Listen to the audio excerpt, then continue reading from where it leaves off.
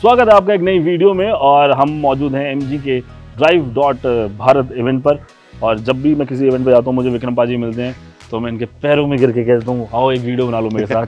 पाजी पहले rapid fire करेंगे। पहले स्वागत है आपका। Thank you. तो एक्चुअली मैं बहुत बार कर चुका था तो मैंने कहा इस बार स्किप कर देते हैं। हाँ। क्या कौन कौन से 4 इनिशिएटिव हैं जो ईवी ने एमजी ने लॉन्च किया आज? चलो शुरू करते हैं। हाँ। एक है ईवीपीडिया, ठीक है। एक है जियो के साथ टाई अप, एक है लोहम के साथ टाई अप, और आखिरी है उनका खुद का ऐप ई हब। क्या बात है।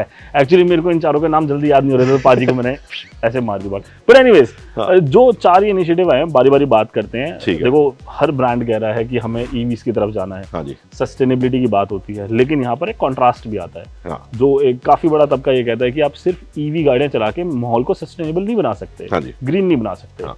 तो इसके अंदर ये जो 4 इनिशिएटिव आपको लग रहा है ऐड ऑन करेंगे? देखो ये ना आपको ईवी समझना पड़ेगा। समझ जाओ 4 साल पहले, हाँ ठीक है, जब ईवीज आने शुरू हुए इंडिया में तो बहुत सारे डाउट थे। बिल्कुल। अब अर्ली अडॉप्टर्स ने तो ले ली ईवी, हाँ। बट अभी भी डाउट्स बहुत सारे हैं। लोग कहते हैं कि is it affordable, is it worth it, ठीक है, मुझे लेना भी चाहिए कि नहीं लेना चाहिए। चार्जिंग इंफ्रास्ट्रक्चर बड़ा दिक्कत है और जो लोग बिना समझ के वो डिसीजन ले लेते हैं। अब देख लो इंडिया में ऑलरेडी 12,000 चार्जर है, ठीक है, 1 लाख करने वाले हैं कुछ सालों में। करेक्ट, ठीक है, to sustain the EV development. But where do you get this knowledge? EV live example.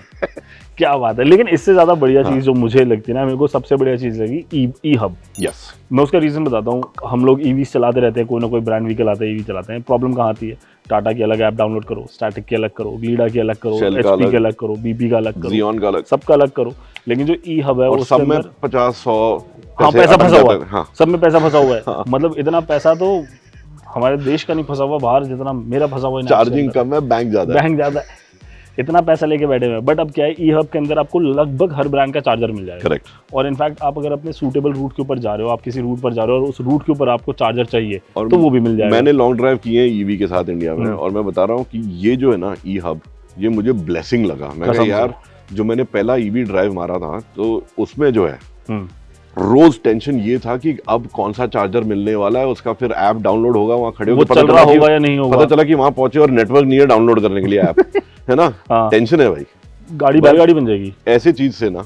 It really gives you अ ये तो ये एक प्रॉब्लम सॉल्यूशन है वाकई में। और दूसरी एक चीज थी, ये जो विद्वान लोग हमारे कहा करते थे, बट एक सही सवाल भी था कि जब बैटरी पुरानी हो गई आप उसको दोबारा नेचर में डाल दोगे तो भाई आपने बचाया कैसे? आपने तो खराब कर दिया। उन्होंने कहा कि आप पोल्यूशन तो अल्टीमेट पोल्यूशन तो वही है ना। बैटरी आप फेंकोगे तो सॉइल पोल्यूशन है, वाटर पोल्यूशन है, उसमें से केमिकल निकल रहे हैं। बट सच ये है कि जो कार के अंदर बैटरी 10 साल चल सकती है। जैसे फोन, जैसे आईफोन आपको दिखाता है ना कि your battery life is now 80% health, correct, वैसे ही तो the battery is still good for other applications. तो वहां पर आया MG Lohum partnership. Yes. What an integration. तो ये जो लोहम के साथ पार्टनरशिप हुई है बेसिकली क्या है कि आपकी गाड़ी की बैटरी पुरानी होगी, उस पुरानी बैटरी को उठाकर वो लेके किसी और पर्पस के लिए। हाँ जी। उससे गाड़ी नहीं चल सकती लेकिन उससे सोलर एनर्जी को स्टोर करने के लिए काम में आ सकती है। It can be used for solar storage, it can be used like a like an EV, like an inverter. हाँ, बेसिकली छोटा इन्वर्टर बन जाएगा। बहुत काफी बैटरी रिक्शा में भी लग जाएगी। हाँ, it can be done, lot of things are done with it. बहुत सारी चीजें हो सकती है। तो वो जो लोहम के साथ जो पार्टनरशिप है ना, बड़ी स्ट्रेटेजिक है वो एक तरीके से देखा। लाइटर व्हीकल्स में भी यूज हो सकता है। वो एक बढ़िया चीज लगी मेरे को क्योंकि उससे सबसे बड़ी प्रॉब्लम सॉल्व हो रही है। वहां पर एग्जैक्ट एक मुद्दा जो है सॉल्व हो रहा है कि भैया हमने पोल्यूशन नहीं क्रिएट करा, वहाँ एनर्जी बच गई। अब आखिरी जो है हम इंडिया में कुछ कर नहीं सकते ना बिना अंबानी जी का ब्लेसिंग के साथ, तो इसलिए what is the fourth?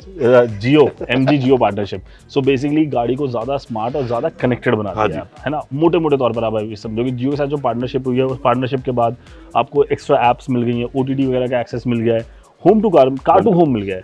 Home to car एक ही बात है। हाँ। Car to home, home to car. तो बेसिकली आप अपनी गाड़ी के साथ ज्यादा कम्युनिकेट कर पाओगे, ज्यादा बेहतर तरीके से डीलिंग। टीवी देखते देखते आप सर्विस बुक कर सकते हो। बताओ, टीवी देखते देखते इतना जरूरी काम हो जाए आपको और दुनिया में क्या चाहिए।